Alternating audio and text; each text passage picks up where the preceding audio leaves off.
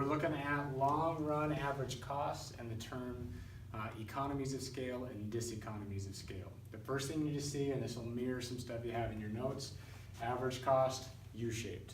Okay, so as marginal cost decreases, okay, it's going to drag your average cost down. As marginal cost increases and then eventually goes above average cost, eventually it's going to go up. When you see the really confusing diagram that shows a lot of short-run average cost curves, kind of sort of embedded into the average cost curve for the long run, what that means is this. Essentially, firms have multiple short-run average cost curves because the short-run average cost is when at least one input is fixed. Every time you changed a number of fixed inputs, you essentially have a different and a new short-run average cost curve. They're built in. Okay?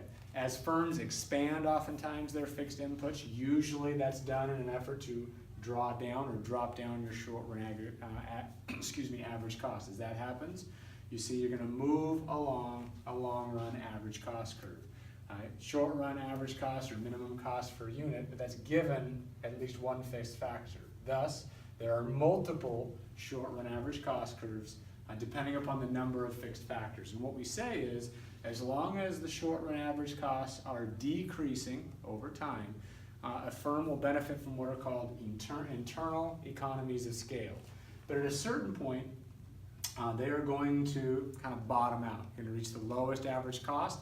After that, your short-run average cost, as you increase the number of fixed inputs you have, is going to bring up long-run average costs. Those are called internal diseconomies of scale. So you're going to see a number of things that allow firms to benefit from being bigger. Benefiting from being bigger is going to draw you closer to down into the lowest of possible average costs. One, they can bulk buy. We all sort of intuitively understand that. If you can sort of use all the stuff at Costco, you buy at Costco, you get it cheaper per ounce, per unit, per whatever. Bulk buying is important. Managing costs. Think about if you have to hire a manager for 10 people and your company grows by 10, you still maybe only have one manager. So management costs, as a company grows, the opportunity cost of that particular manager actually decreases. Technically speaking, sometimes it makes sense to be big. As you get bigger, you can specialize. As you specialize, you get better, you get more efficient. Sometimes the size of equipment is something that is going to benefit only big companies. Think an assembly line utilized in automobile making. It would make no sense to make 1, 2, or 3 automobiles with all of the machinery necessary and people necessary for an assembly line. So you need to be big. That drives average costs down the more that you actually make.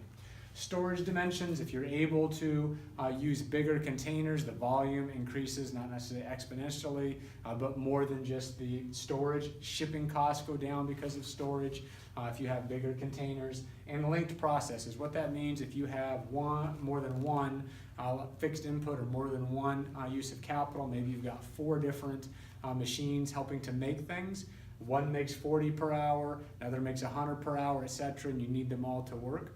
Bigger companies can afford to buy enough of them so that they're linked and you don't have any outputs that are sort of sitting off by itself, that they're linked constantly.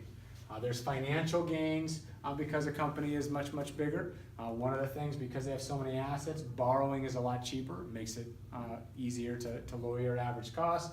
And what your notes will say eventually about risk-bearing economies, as a company gets bigger and as it can sell in multiple countries that are at risk, demand might go down in one, but increase in another. So you actually then don't have any sort of, wait for this bus thing to go a little bit, but you don't have any situation where you have extra output just laying around.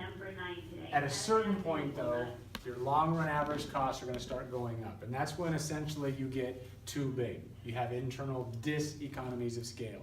Some reasons you get too big, the bigger you get, the poorer you communicate. You may say one thing to one person or one group, but a whole nother part of the company is doing something completely different and they're not supposed to.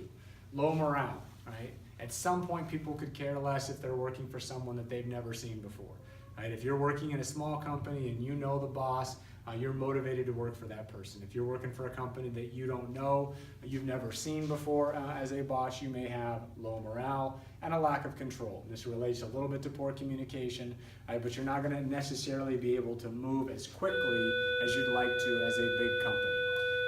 thank you very much for listening about economies of scale, about long-run average costs, about how the larger the firms get, the more they benefit from economies of scale. And always remember, keep your opportunity costs high and your expectations low.